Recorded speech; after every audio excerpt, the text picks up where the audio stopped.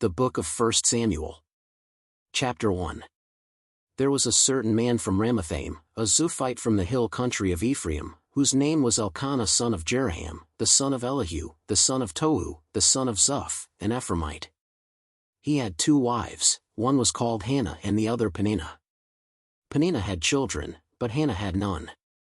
Year after year this man went up from his town to worship and sacrifice to the Lord Almighty at Shiloh, where Hophni and Phinehas, the 2 sons of Eli, were priests of the Lord.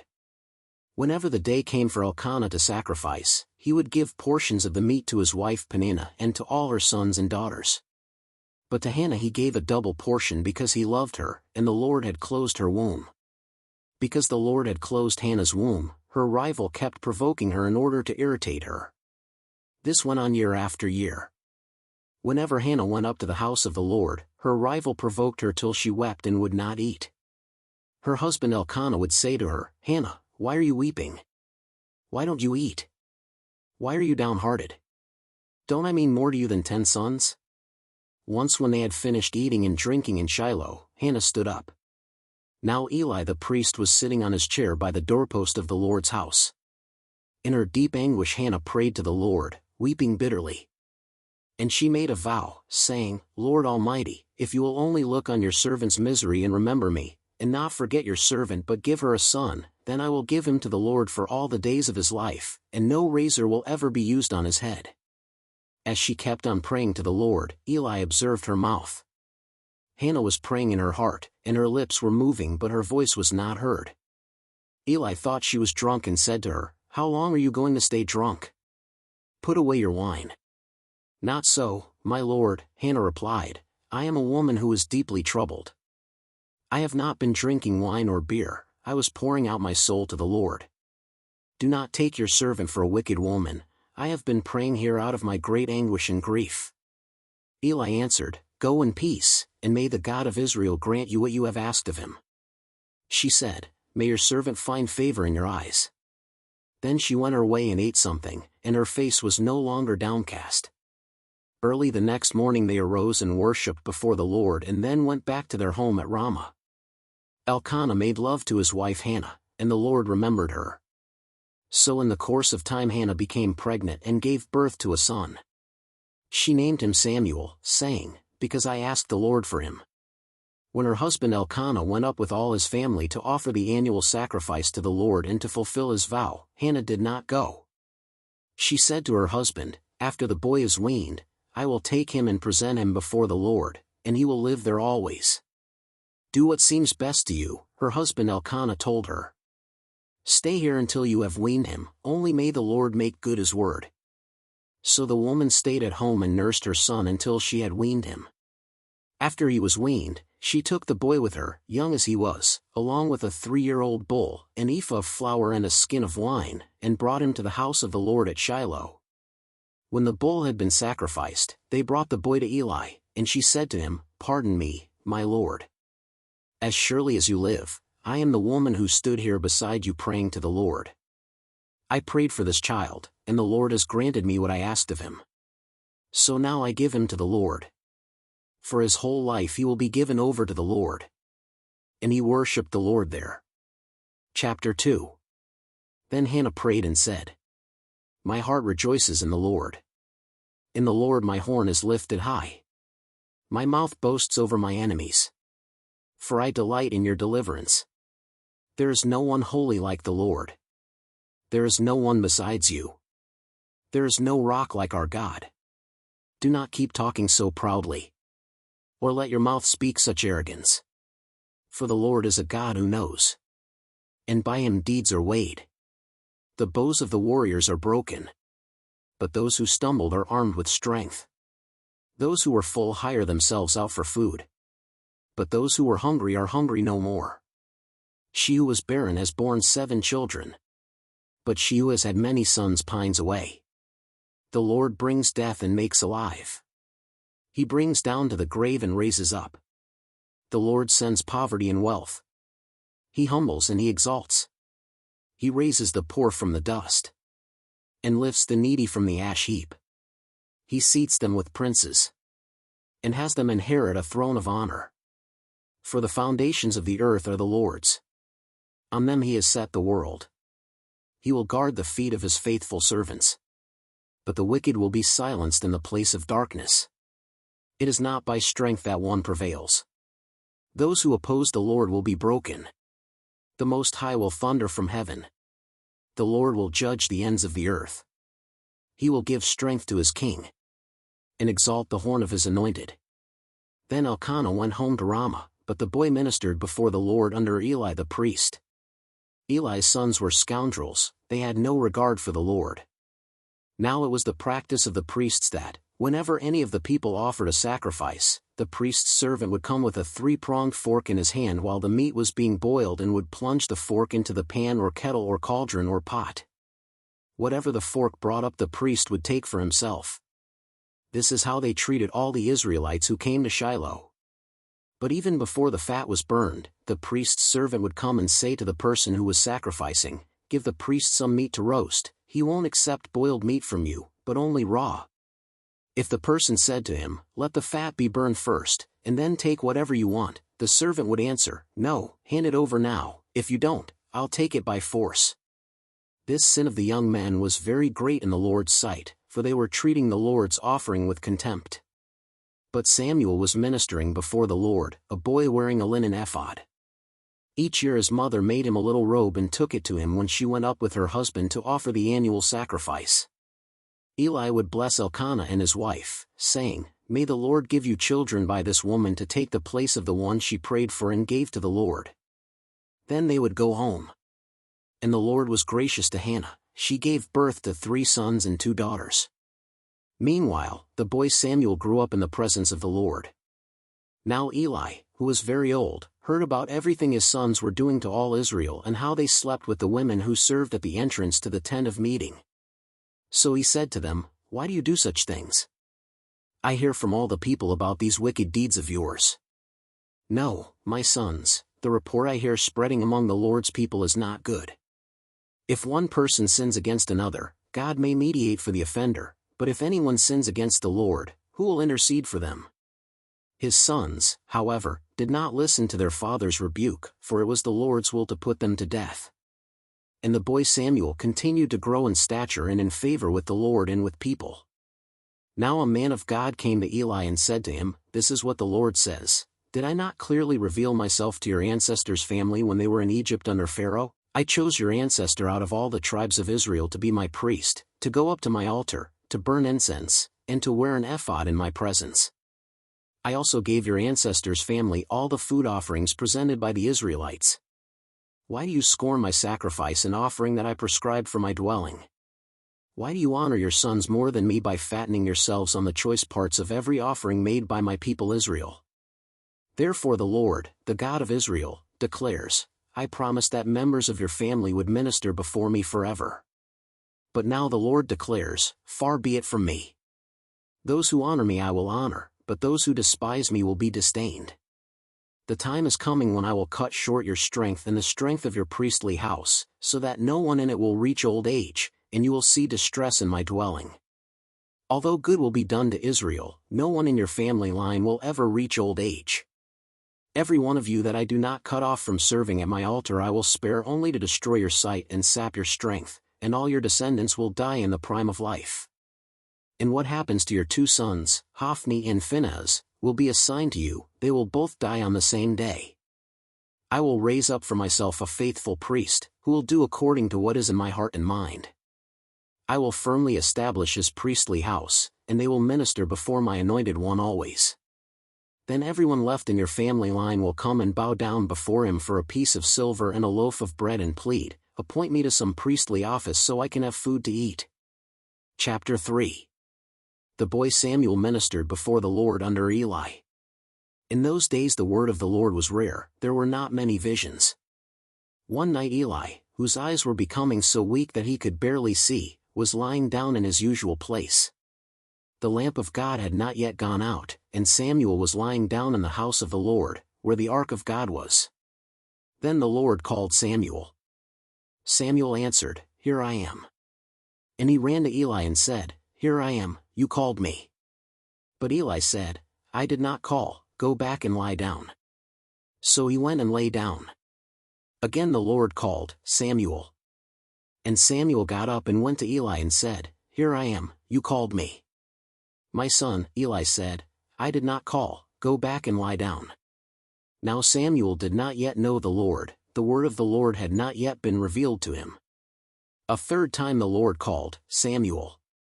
And Samuel got up and went to Eli and said, Here I am, you called me. Then Eli realized that the Lord was calling the boy. So Eli told Samuel, Go and lie down, and if he calls you, say, Speak, Lord, for your servant is listening. So Samuel went and lay down in his place. The Lord came and stood there, calling as at the other times, Samuel. Samuel. Then Samuel said, Speak, for your servant is listening. And the Lord said to Samuel, See, I am about to do something in Israel that will make the ears of everyone who hears about it tingle. At that time I will carry out against Eli everything I spoke against his family, from beginning to end. For I told him that I would judge his family forever because of the sin he knew about. His sons blasphemed God, and he failed to restrain them. Therefore I swore to the house of Eli, the guilt of Eli's house will never be atoned for by sacrifice or offering.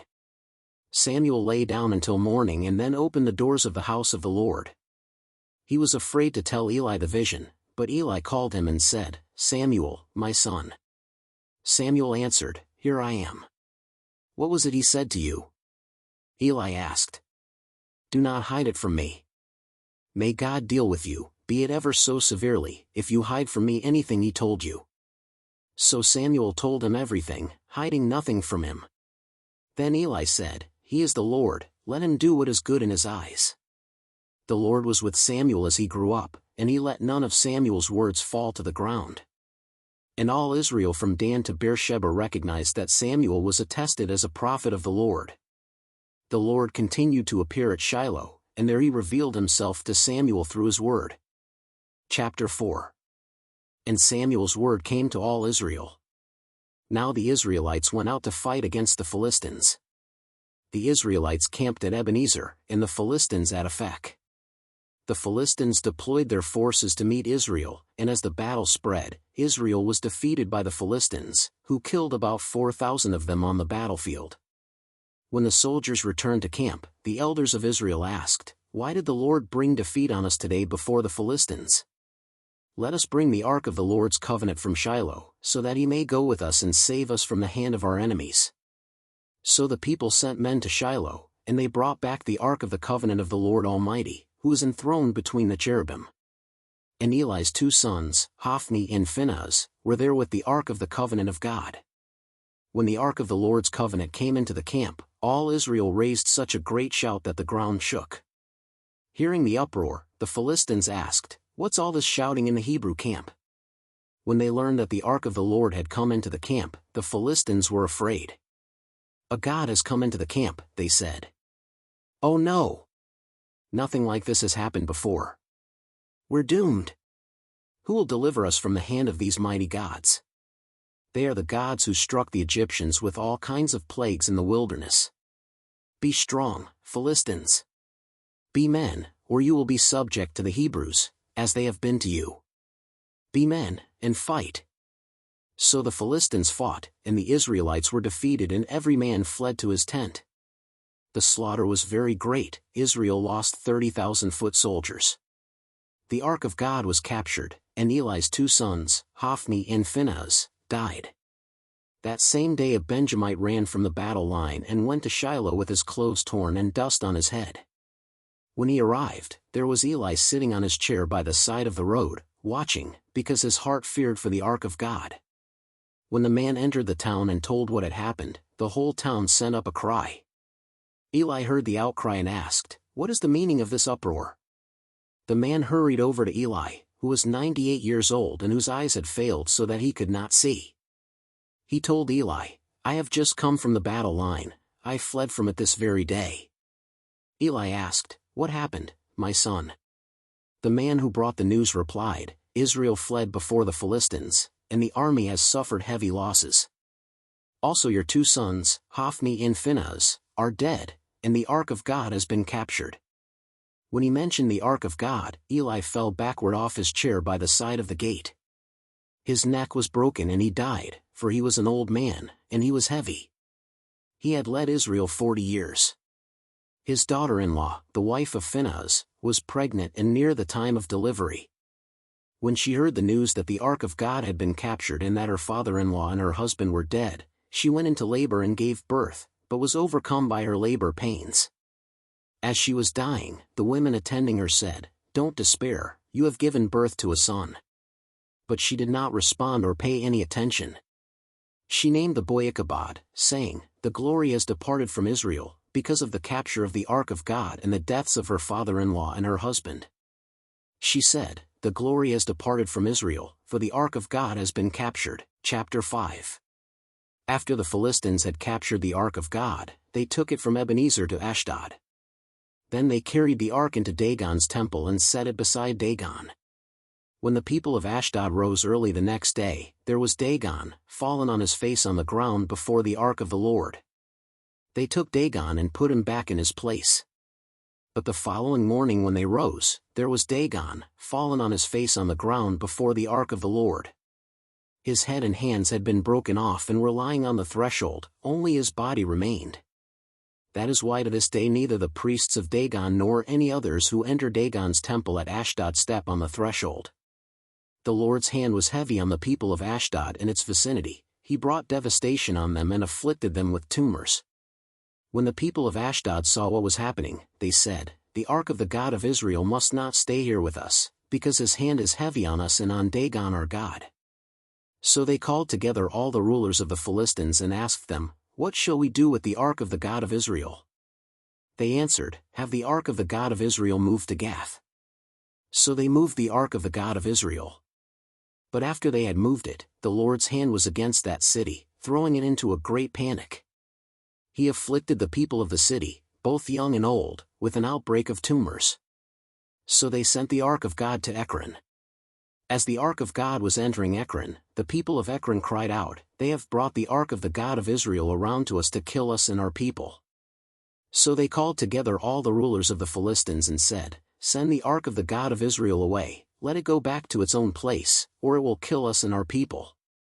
For death had filled the city with panic, God's hand was very heavy on it. Those who did not die were afflicted with tumors, and the outcry of the city went up to heaven. Chapter 6. When the ark of the Lord had been in Philistine territory 7 months, the Philistines called for the priests and the diviners and said, "What shall we do with the ark of the Lord? Tell us how we should send it back to its place." They answered, "If you return the ark of the God of Israel, do not send it back to him without a gift, by all means send a guilt offering to him. Then you will be healed, and you will know why his hand has not been lifted from you." The Philistines asked, "What guilt offering should we send to him?"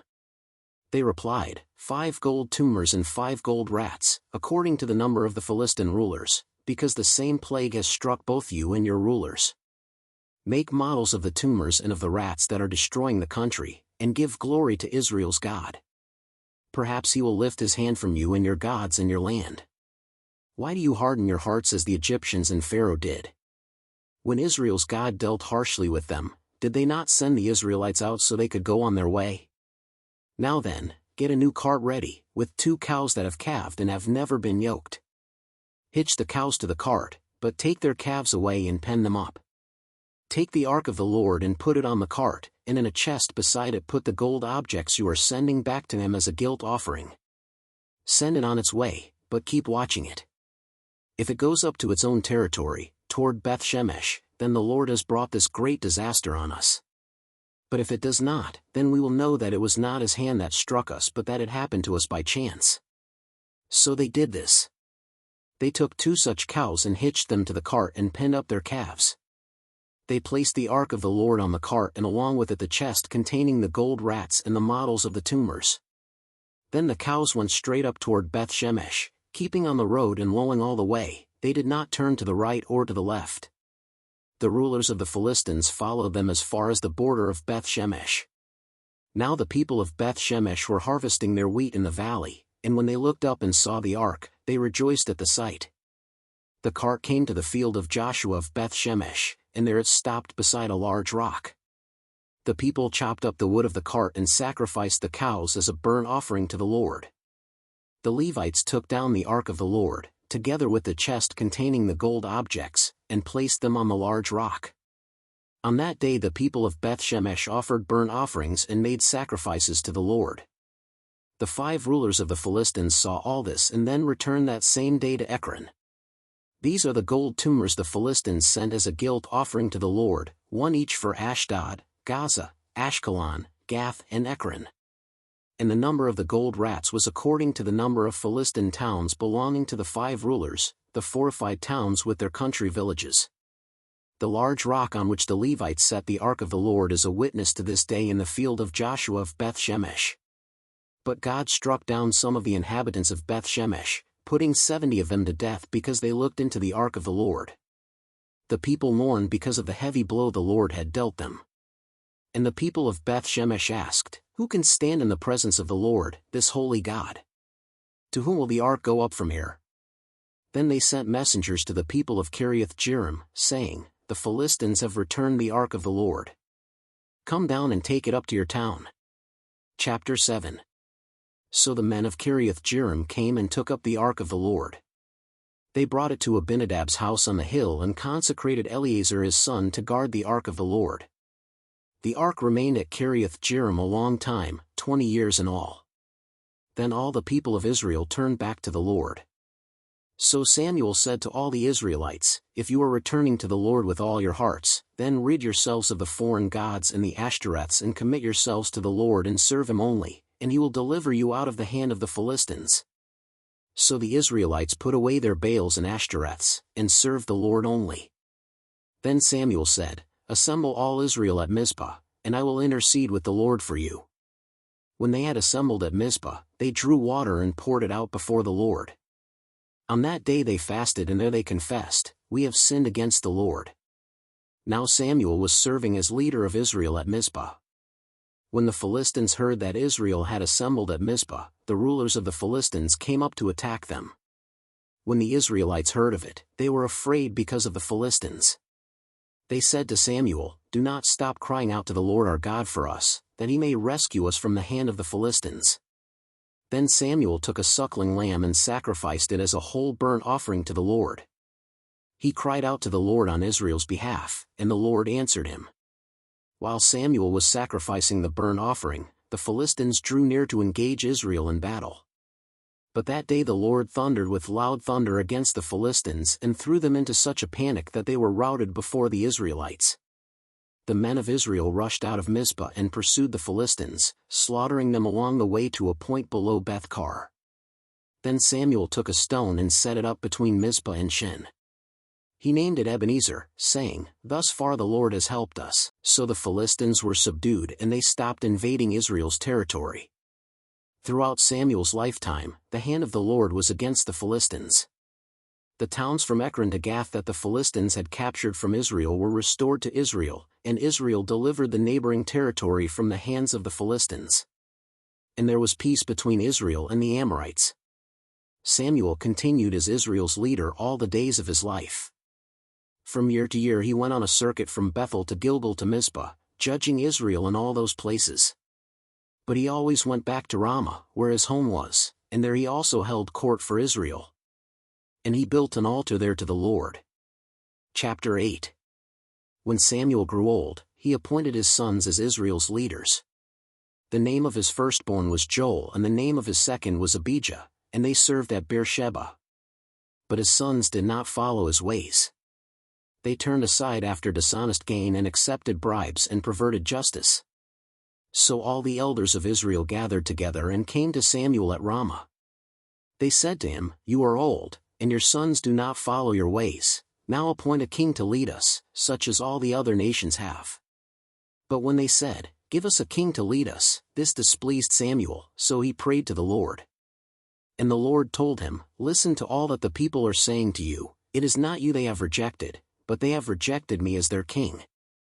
As they have done from the day I brought them up out of Egypt until this day, forsaking me and serving other gods, so they are doing to you.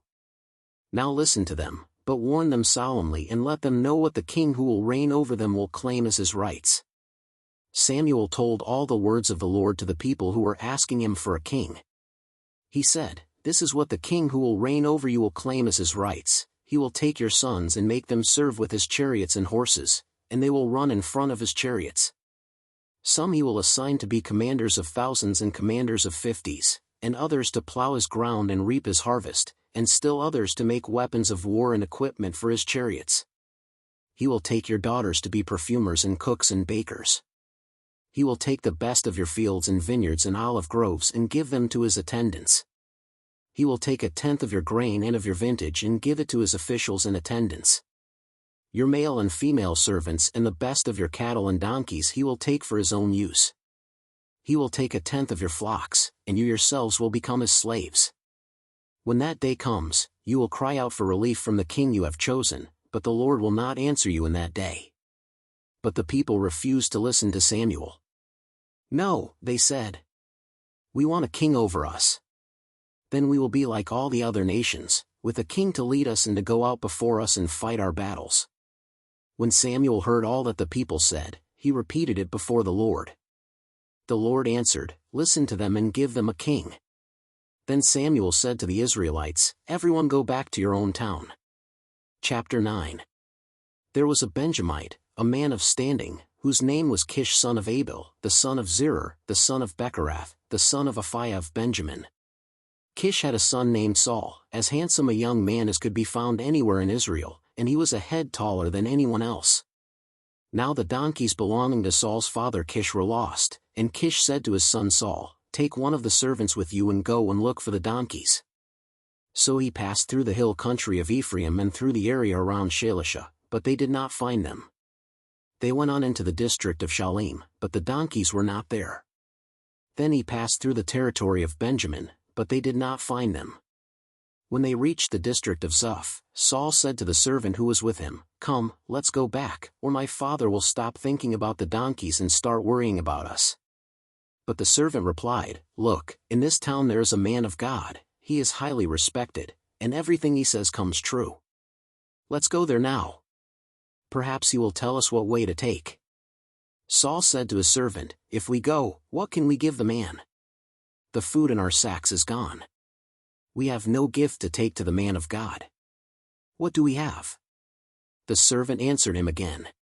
"Look," he said, "I have 1/4 of a shekel of silver. I will give it to the man of God so that he will tell us what way to take." Formerly in Israel, if someone went to inquire of God, they would say, "Come, let us go to the seer," because the prophet of today used to be called a seer. "Good," Saul said to his servant. "Come, let's go." So they set out for the town where the man of God was. As they were going up the hill to the town, they met some young women coming out to draw water, and they asked them, "Is the seer here?" "He is," they answered. "He's ahead of you. Hurry now, he has just come to our town today, for the people have a sacrifice at the high place. As soon as you enter the town, you will find him before he goes up to the high place to eat. The people will not begin eating until he comes, because he must bless the sacrifice. Afterward, those who are invited will eat. Go up now, you should find him about this time." They went up to the town, and as they were entering it, there was Samuel, coming toward them on his way up to the high place. Now the day before Saul came, the Lord had revealed this to Samuel, "About this time tomorrow I will send you a man from the land of Benjamin. Anoint him ruler over my people Israel, he will deliver them from the hand of the Philistines. I have looked on my people, for their cry has reached me." When Samuel caught sight of Saul, the Lord said to him, "This is the man I spoke to you about, he will govern my people." Saul approached Samuel in the gateway and asked, "Would you please tell me where the seer's house is?" "I am the seer," Samuel replied. "Go up ahead of me to the high place, for today you are to eat with me, and in the morning I will send you on your way and will tell you all that is in your heart. As for the donkeys you lost 3 days ago, do not worry about them, they have been found. And to whom is all the desire of Israel turned, if not to you and your whole family line?" Saul answered, "But am I not a Benjamite, from the smallest tribe of Israel, and is not my clan the least of all the clans of the tribe of Benjamin? Why do you say such a thing to me?" Then Samuel brought Saul and his servant into the hall and seated them at the head of those who were invited, about 30 in number. Samuel said to the cook, "Bring the piece of meat I gave you, the one I told you to lay aside." So the cook took up the thigh with what was on it and set it in front of Saul. Samuel said, "Here is what has been kept for you. Eat, because it was set aside for you for this occasion from the time I said, 'I have invited guests.'" And Saul dined with Samuel that day. After they came down from the high place to the town, Samuel talked with Saul on the roof of his house. They rose about daybreak, and Samuel called to Saul on the roof, "Get ready, and I will send you on your way." When Saul got ready, he and Samuel went outside together. As they were going down to the edge of the town, Samuel said to Saul, "Tell the servant to go on ahead of us," and the servant did so, "But you stay here for a while, so that I may give you a message from God." Chapter 10. Then Samuel took a flask of olive oil and poured it on Saul's head and kissed him, saying, "Has not the Lord anointed you ruler over his inheritance? When you leave me today, you will meet 2 men near Rachel's tomb, at Zelzah on the border of Benjamin. They will say to you, 'The donkeys you set out to look for have been found.' And now your father has stopped thinking about them and is worried about you. He is asking, 'What shall I do about my son?' Then you will go on from there until you reach the great tree of Tabor. 3 men going up to worship God at Bethel will meet you there. One will be carrying 3 young goats, another 3 loaves of bread, and another a skin of wine. They will greet you and offer you 2 loaves of bread, which you will accept from them. After that you will go to Gibeah of God, where there is a Philistine outpost. As you approach the town, you will meet a procession of prophets coming down from the high place with lyres, timbrels, pipes and harps being played before them, and they will be prophesying. The Spirit of the Lord will come powerfully upon you, and you will prophesy with them, and you will be changed into a different person. Once these signs are fulfilled, do whatever your hand finds to do, for God is with you. Go down ahead of me to Gilgal. I will surely come down to you to sacrifice burnt offerings and fellowship offerings, but you must wait 7 days until I come to you and tell you what you are to do." As Saul turned to leave Samuel, God changed Saul's heart, and all these signs were fulfilled that day. When he and his servant arrived at Gibeah, a procession of prophets met him, the Spirit of God came powerfully upon him, and he joined in their prophesying. When all those who had formerly known him saw him prophesying with the prophets, they asked each other, "What is this that has happened to the son of Kish? Is Saul also among the prophets?" A man who lived there answered, "And who is their father?" So it became a saying, "Is Saul also among the prophets?" After Saul stopped prophesying, he went to the high place. Now Saul's uncle asked him and his servant, "Where have you been?" "Looking for the donkeys," he said. "But when we saw they were not to be found, we went to Samuel." Saul's uncle said, "Tell me what Samuel said to you." Saul replied, "He assured us that the donkeys had been found." But he did not tell his uncle what Samuel had said about the kingship.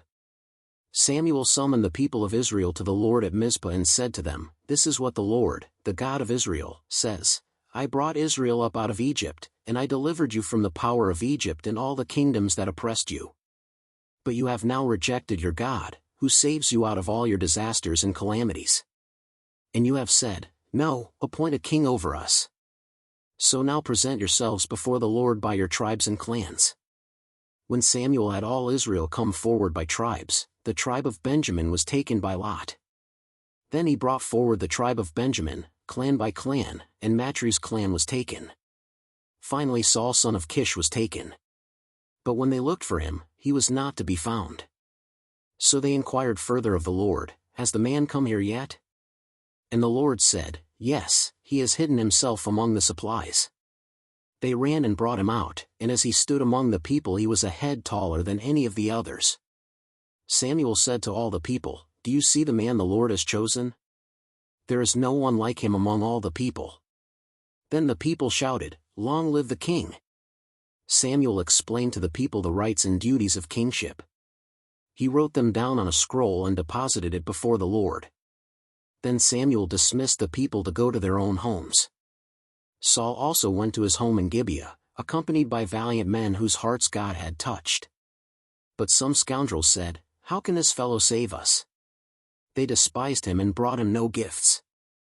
But Saul kept silent. Chapter 11. Nahash the Ammonite went up and besieged Jabesh Gilead. And all the men of Jabesh said to him, "Make a treaty with us, and we will be subject to you." But Nahash the Ammonite replied, I will make a treaty with you only on the condition that I gouge out the right eye of every one of you and so bring disgrace on all Israel. The elders of Jabesh said to him, Give us 7 days so we can send messengers throughout Israel. If no one comes to rescue us, we will surrender to you. When the messengers came to Gibeah of Saul and reported these terms to the people, they all wept aloud. Just then Saul was returning from the fields, behind his oxen, and he asked, What is wrong with everyone? Why are they weeping? Then they repeated to him what the men of Jabesh had said. When Saul heard their words, the Spirit of God came powerfully upon him, and he burned with anger. He took a pair of oxen, cut them into pieces, and sent the pieces by messengers throughout Israel, proclaiming, This is what will be done to the oxen of anyone who does not follow Saul and Samuel. Then the terror of the Lord fell on the people, and they came out together as one.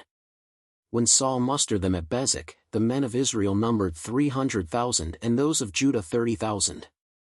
They told the messengers who had come, Say to the men of Jabesh Gilead, By the time the sun is hot tomorrow, you will be rescued. When the messengers went and reported this to the men of Jabesh, they were elated. They said to the Ammonites, Tomorrow we will surrender to you, and you can do to us whatever you like. The next day Saul separated his men into 3 divisions. During the last watch of the night they broke into the camp of the Ammonites and slaughtered them until the heat of the day. Those who survived were scattered, so that no 2 of them were left together. The people then said to Samuel, Who was it that asked, Shall Saul reign over us? Turn these men over to us so that we may put them to death. But Saul said, No one will be put to death today, for this day the Lord has rescued Israel. Then Samuel said to the people, Come, let us go to Gilgal and there renew the kingship. So all the people went to Gilgal and made Saul king in the presence of the Lord. There they sacrificed fellowship offerings before the Lord, and Saul and all the Israelites held a great celebration. Chapter 12. Samuel said to all Israel, I have listened to everything you said to me and have set a king over you. Now you have a king as your leader.